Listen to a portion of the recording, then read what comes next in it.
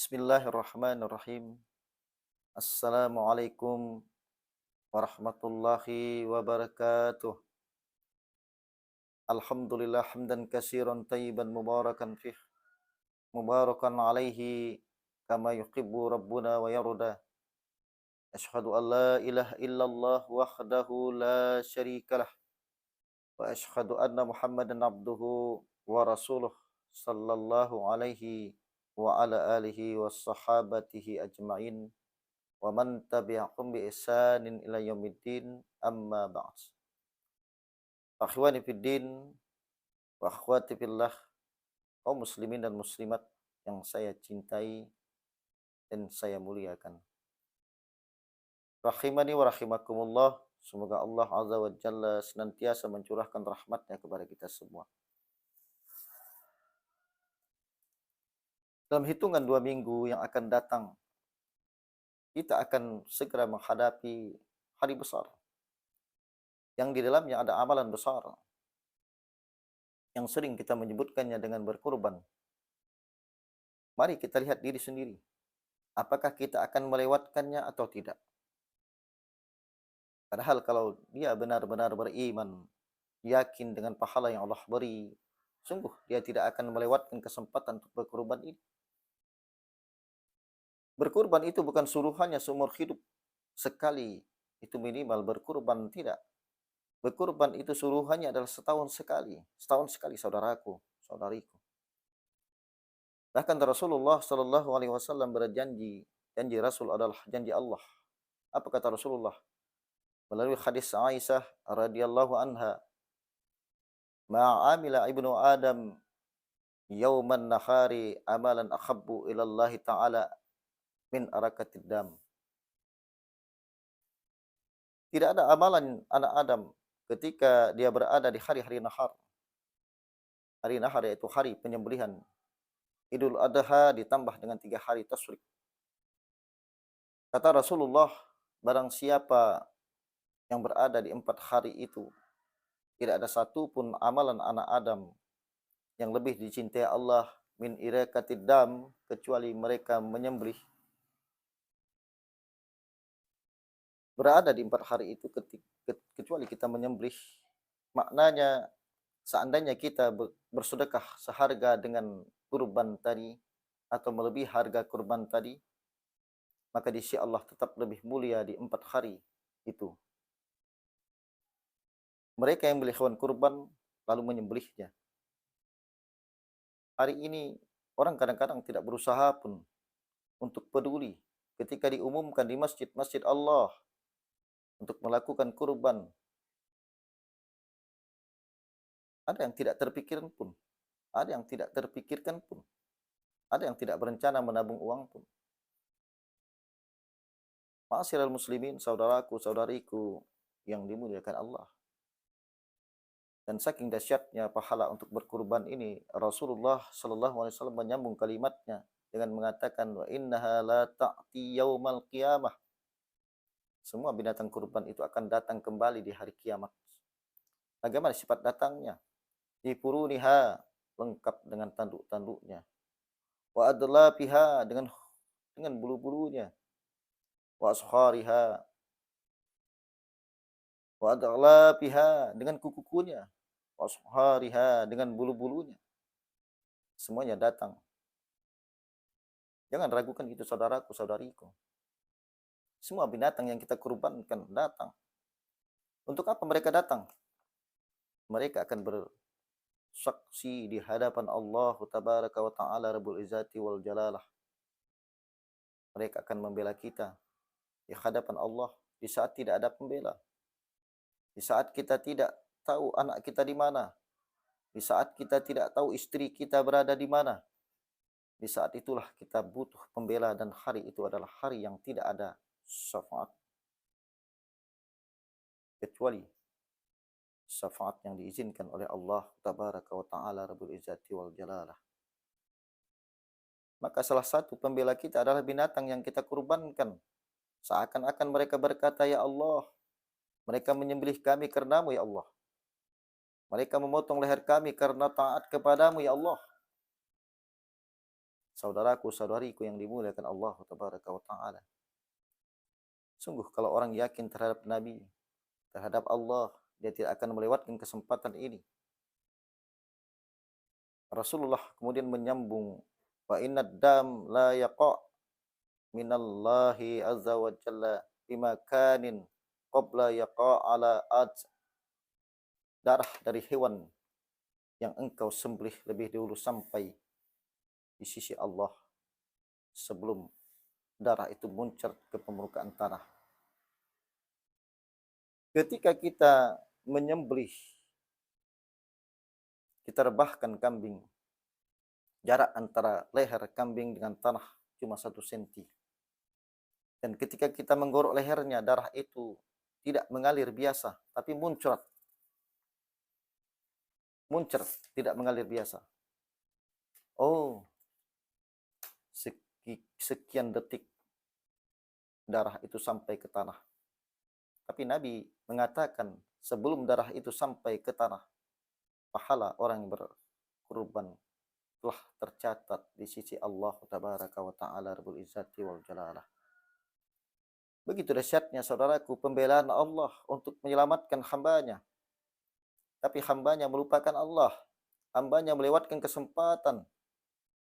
Kesempatan itu dalam kampung yang berkurban hanya 5 orang. Padahal dalam kampung itu ada 300 kakak. Oh, ada yang mengatakan bahwa mereka merasa tidak mampu. Ada yang merasa belum mampu. Bagi mereka yang merasa belum mampu, mungkin dibayang-bayangi rasa takut. SPP anak belum bayar. Mungkin listrik belum bayar. Maka ketahuilah saudaraku, saudariku, yang dimuliakan Allah. Kalau kita membuka lembaran-lembaran kitab, ukuran mampunya seseorang dianggap sudah layak berkurban. Jadi kalau dalam mazhab Hanafi, kurban itu wajib, saudaraku. Dalam 3 mazhab lainnya sepakat menyebutkan kurban itu adalah sunnah muakkad. Cuma ada 1 kata yang disepakati, wa yukrahu tarkuha nil qadir 'alaiha. Makruh. Hukumnya bagi orang yang sudah mampu tidak berkurban. Makruh. Makruh itu memang tidak sampai menimbulkan dosa. Tapi makruh yang diulang-ulang menyebabkan Allah cabut rasa cintanya. Menyebabkan Allah tidak reda dengan hidup kita. Menyebabkan Allah cabut keberkahan dari rezeki kita. Bukankah kita juga pernah mendengarkan kalimat di mulut kita sendiri? Kita kadang mengatakan ke orang, dia memang tidak pernah melakukan dosa ke saya, tapi entah kenapa saya kurang suka melihat dia. Kalimat tidak suka itu menyebabkan kita menjaga jarak darinya. Makruh hukumnya bagi yang mampu untuk tidak berkurban. Makruh walaupun tidak menimbulkan dosa. Takutlah kepada kebencian Allah kepada kita, saudaraku, saudariku. Nah, orang ada yang merasa tidak mampu, maka perlu diberitahukan kadar mampu bagaimana. Yang disebut sudah sunnah muakkad yang berkurban siapa? Ma'asyiral muslimin yang dimuliakan Allah. Kalau dalam mazhab Hanafi karena mengatakan kurban itu wajib, mazhab Hanafi membuat sebuah timbangan bagi mereka yang mempunyai harta 200 dirham, itu sudah dianggap mampu, wajib kurban. Wajib kurban menurut mazhab Hanafi. Di sisi mazhab mereka disebutkan 200 dirham itu adalah orang-orang yang sudah mencapai nisab zakatnya. Menurut mazhab Maliki dan Hambali yang disebut orang yang sudah mampu berkurban artinya dia akan terkena hukum makruh kalau tidak berkurban, yaitu mereka yang sudah mampu untuk mendapatkan seekor kurban dengan hartanya. Lalu dia tidak hidup mudarat setelah itu, tidak susah hidupnya setelah membeli seekor kambing, harga kambing 2,5 juta misalkan, masih tersimpan di ATM untuk hidup bulan depan, sudah keluar gaji kembali. Bahkan dianjurkan oleh mazhab Hambali dan Maliki, wa istata'a istalan, seandainya dia yakin mampu membayar hutang lalu dia tidak punya uang di saat itu, berhutanglah. Padahal hutang sangat-sangat tidak dianjurkan. utang itu banyak hadis-hadis yang melaknat apabila sengaja tidak dibayar. Tapi dalam urusan kurban disuruh berhutang selama yakin mampu untuk membayarnya. Kenapa begitu ceritanya, saudaraku, saudariku? Karena dahsyatnya pahala kurban. Lewat hari tasyrik, tidak ada lagi kesempatan untuk berkurban. Harus menunggu tahun yang akan datang. Belum tentu umur kita bertemu dengan hari itu yang sama. Ma'asyiral muslimin, saudaraku, saudariku yang dimuliakan Allah, dan kita yang bermazhab Syafi'i, ketahuilah bahwa dalam mazhab Syafi'i setiap orang yang punya harta termasuk sunnah ain. Setiap orang yang dianggap mampu maka pribadi sunnah untuk berkurban.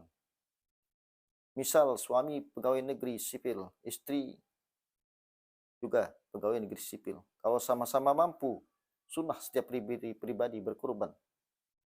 Tapi kalau seandainya yang mampu cuma satu orang, istrinya atau suaminya, maka terkena sunnah kifayah. Antum satu keluarga berkurban, kaffa anil jami', gugurlah kesunahan itu bagian yang lain. Cuman ukuran mampu dalam mazhab Syafi'i perlu kita ketahui, saudaraku. Apa kata mazhab Syafi'i? Yang disebut orang mampu dalam berkurban yaitu mereka yang telah membeli seekor binatang kurban lalu punya harta lebih yang dia bisa menghidupi dirinya dan orang-orang yang wajib dia tanggung nafkahnya sampai hari tasyrik terakhir. Maka mazhab Syafi'i paling tegas mengatakan masalah orang mampu sesudah membeli seekor kambing, kita anggaplah harganya 2,5 juta. Lalu kemudian dia masih punya harta yang dia sanggup hidup dengan harta itu sampai hari tasyrik yang terakhir. Kita perkirakan 200.000. Ternyata sanggup menghidupi kita dan keluarga kita sampai hari raya 4 atau hari tasyrik terakhir. Maka mereka semua terkena anjuran berkurban. Masya Allah, saudaraku, saudariku. Kalau begitu seandainya, kalau itu takaran Imam Syafi'i, hampir kita semua terkena kurban. Hampir kita semua terkena kurban, saudaraku. Hampir semuanya. Rata-rata orang punya harta. Saudaraku, saudariku yang dimuliakan Allah. Kenapa orang melewatkan ini? Kenapa orang melewatkan kesempatan yang Allah beri untuk masuk surga? Allah Subhanahu wa taala menyebutkan kalla bal tuhibbunal ajilah wa tadharunal akhirah. Rata-rata hamba Allah itu mereka selalu suka yang instan-instan. Mereka suka yang dipercepat, mereka suka yang nampak-nampak. Wa tadharunal akhirah. Lalu engkau tinggalkan akhirat. Masya Allah. Seorang ketika HP-nya rusak, HP-nya jatuh ke air tak bisa dipakai, paginya rusak, malam dia akan datang ke toko menanyakan harga HP itu. 2,5 juta misalkan. Dia beli langsung. Malam itu dia beli. Kenapa, saudaraku, saudariku? Yang mendapatkan hasilnya langsung. Dia melihat HP-nya ada di tangannya. Urusan dunia dikejar. Kalau ada orang yang mempunyai mobil 4 ban dia ganti sekaligus. Harganya berapa? Mencapai 3 juta rupiah. Sekali ganti dia sanggup melakukannya. Tapi untuk berkurban dia tidak sanggup. Lihatlah sekarang orang-orang berlomba-lomba menghiasi rumahnya. Lihatlah pot-pot bunganya bergelantangan ke rumah-rumah. Semua orang berlomba-lomba membelinya. Semua orang sanggup memperbaiki dalam rumahnya. Allah minta 2,5 juta untuk membuktikan cinta kepada Allah. Dia tak beri. Mereka sebagaimana dia tidak mencintai Allah, maka Allah pun tidak mencintainya. Ma'asyiral muslimin, ma'asyiral muslimat, saudaraku, saudariku yang dimuliakan Allah. Inilah sifat manusia, tenggelam dalam cinta dunia, lupa bahwa dunia ini apapun yang kita lakukan pasti berakhir. Di saat kita meninggal, kita tinggalkan dunia, maka tertinggallah adalah amal kita. Anak kita dan istri kita hanya berdiri di pintu kubur, lalu mereka meninggalkan kita. Seluruh harta kita kembali ke rumah, tertinggallah kita bersama amal kita. Itulah penyesalan demi penyesalan. Disitulah kita merenung, tidak 1 tahun pun kita berkorban. Saudaraku, saudariku, muslimin dan muslimat yang dimuliakan Allah tabaraka wa ta'ala rabbul izzati wal jalalah. Makanya di ujung hadis tadi, setelah Rasulullah mengatakan darah itu muncrat dari binatang kurban itu lebih cepat sampai di sisi Allah tabaraka wa ta'ala daripada jatuh ke tanah. Di ujung hadis Rasulullah mengatakan, fatibu biha nafsan, bersemangatlah engkau untuk berkorban. Semangatlah, bersemangatlah kata Rasulullah. Jangan tinggalkan kesempatan ini. Saudaraku, saudariku, ma'asyiral muslimin, ma'asyiral muslimat yang dimuliakan Allah. Ketika kita mendengarkan ada pasar murah, lalu kita lihat tetangga kita pulang menenteng minyak dan beras. Kita bertanya, dari mana itu saudaraku dijual minyak dan beras murah? Lalu kita mengatakan masih ada. Lalu orang itu mengatakan tidak ada saudaraku. Hanya urusan begitu saja. Kemudian dia menyesal saya tidak ke sana. Tapi kita kadang-kadang tidak menyesal ketika Allah tabaraka wa ta'ala memberi pahala berlimpah. Lalu kita lewatkan begitu saja. Puasa Syawal 6 hari di bulan Syawal kita lewat. Haji kita mampu kita lewat. Kurban kita mampu kita lewat. Sholat di rumahnya, padahal Allah dia lebih memberi sholat di rumah. Sholat jamaah lewat. Dia lebih memilih berjamaah, memilih sholat di rumah yang pahalanya Allah sudah janji, yang sholat berjamaah di masjid-masjid Allah 27 kali lipat lebih hebat daripada sholat di rumah. Seandainya itu berbentuk harta, seandainya muadzin menambah kalimatnya, yang sholat di rumah hanya dapat 1 juta, yang sholat di masjid siap dibagikan 27 juta. Seandainya itu berbentuk uang, maka yakin semua orang akan ke masjid. Kenapa saudaraku? Karena mereka tuhibbunal ajilah, mencintai dunia, suka yang nampak-nampak. Maka hanya orang beriman yang tinggal meyakinkan diri bersama Allah dengan segala janji-janji Allah tabaraka wa ta'ala rabbul izzati wal jalalah. Saudaraku, saudariku, muslimin dan muslimat yang dimuliakan Allah tabaraka wa ta'ala rabbul izzati wal jalalah. Maka mudah-mudahan apa yang telah Ana sampaikan pada pagi hari ini, karena kita memasuki bulan sebentar lagi, yaitu bulan hari raya kurban, mudah-mudahan bisa mengunggah kita.